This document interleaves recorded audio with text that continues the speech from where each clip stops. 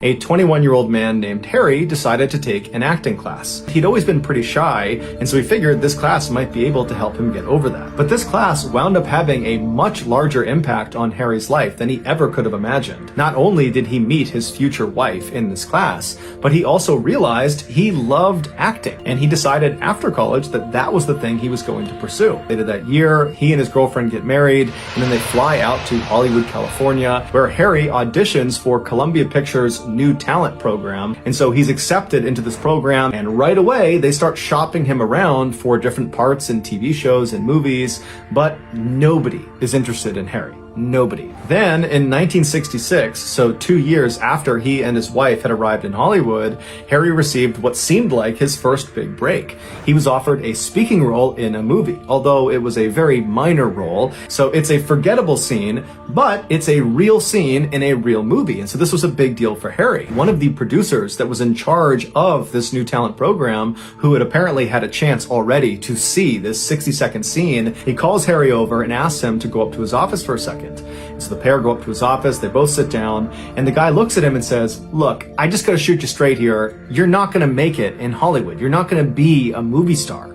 When Tony Curtis was told to carry groceries across this room in one of his first movies, everybody knew right away as he's carrying those groceries that that guy, he's going to be a movie star. You could see it in the scene, even though all he was doing was carrying groceries. And when you did your scene as the bellhop walking around the hotel, I just didn't see it. You don't have the X factor. You're not going to be a movie star. After getting this horrible comment made about him, he pauses for a second, and then he leans across the table and looks at this producer and squints his eyes and says, "You know, if Tony was such a good actor, shouldn't we have believed he was just a grocery delivery boy, not a movie star?" And at this totally smart aleck remark, the producer fired Harry on the spot. By the mid-1970s, Harry was in his mid-30s, and while he still aspired to be an actor and wanted to be an actor, he was making almost no money from acting. And so he decided he was going to become a carpenter. That was going to be his full-time job, despite the fact he knew nothing about carpentry.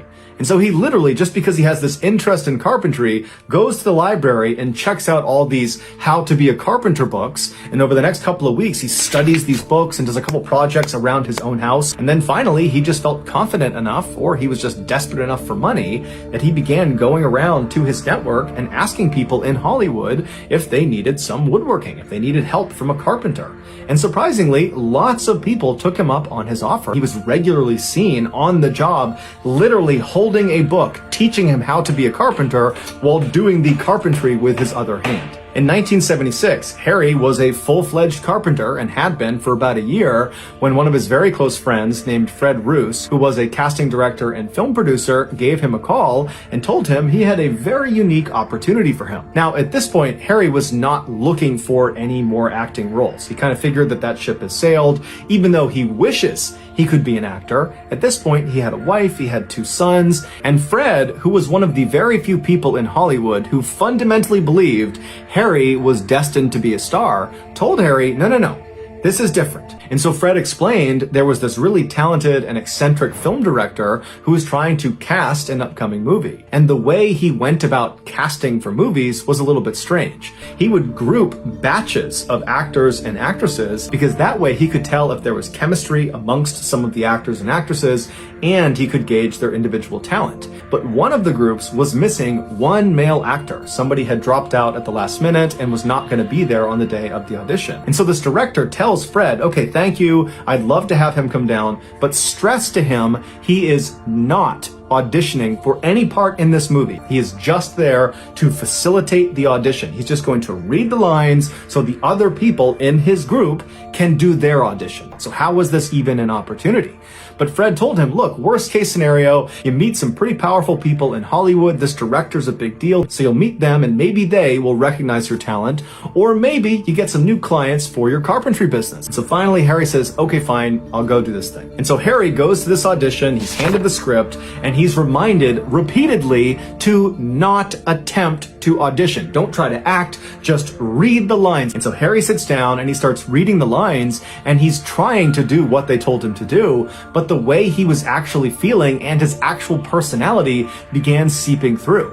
he started coming off as this really grumpy and sarcastic guy that just didn't care about anybody there. He was just totally bitter that he was in the situation he was in. And apparently, this is exactly what the director was looking for in one of the characters he was trying to cast. And so they let Harry go the whole day. No one told him they were looking at him as a potential character. And then at the end of the day, when Harry was about to just throw the script in the trash and leave without talking to anyone, the film director, better known as George Lucas, walks up to Harry, better known as Harrison Ford, and says, "Wait a minute, I was wrong. You are perfect for this movie, Star Wars. You need to play Han Solo." After Harrison had starred in Star Wars and he was this total A-list celebrity, he was at a Hollywood studio in one of their restaurants when one of the waiters walked over to him with the silver tray, and on this silver tray was a single business card. And he looks at the card, and handwritten on it is the phrase, "I missed my bet."